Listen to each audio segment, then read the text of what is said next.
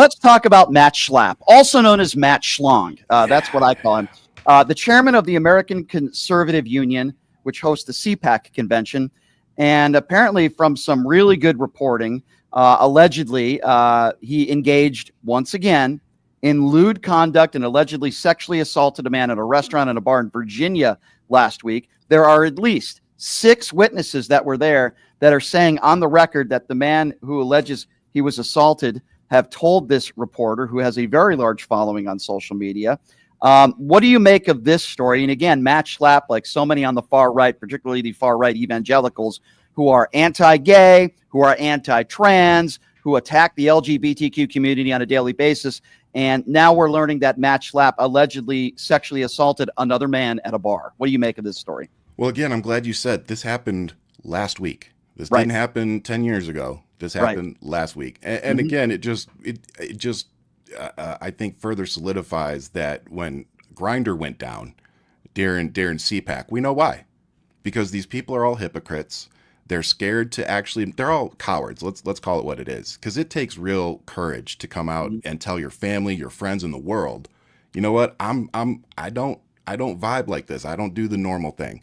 This is how I identify. This is who I love, whatever. And for some reason, these cowards that won't come out and admit that they are the same way, they have to punch down on them every day to somehow make themselves feel better. And I think it's because they have a conflict, a real conflict within themselves.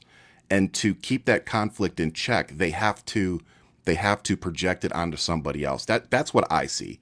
And it's upsetting. You know, I have transgender. I purposely went out and made transgender friends to understand better and become a better ally.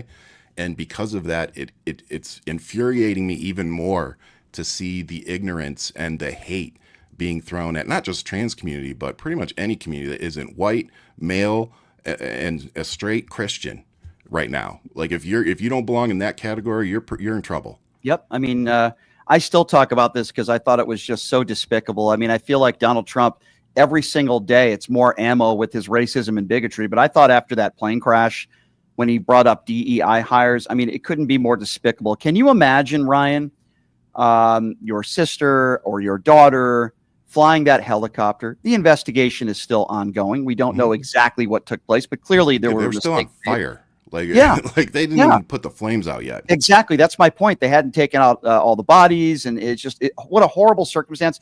And if you're the parents of anybody, but especially that female pilot, and they're afraid to release her name in fear of Donald Trump and attacks from the far right because she might be a white female and gay. I mean, it's like, what country, Ryan, are we living in today? Well, you know, we're living in a country where Americans have now accepted a president attacking military folks, veterans, and you can look no further than today. They're getting, I think it was 100,000 jobs they're getting rid of in the VA or something like that. Correct. Yep. A massive amount of jobs they're getting rid of in the VA. And as a veteran who spends time in the VA, I can tell you that their service is already pretty terrible. So doing that to veterans is pretty messed up, all to save a few bucks. Yeah. So it really doesn't surprise me, unfortunately. The bigotry, the hatred, the cowardice of these people, it never fails to show. They waste no time and leave no stone unturned when it comes to pushing their propaganda. Like you said, the fact that they were pulling bodies out of the water, and this man's, posting on social media that it was a DEI, failure. And again, I just want to keep saying, I'm waiting for people on the right and Donald Trump to tell us in a way that makes sense what is wrong with diversity, equity, and inclusion.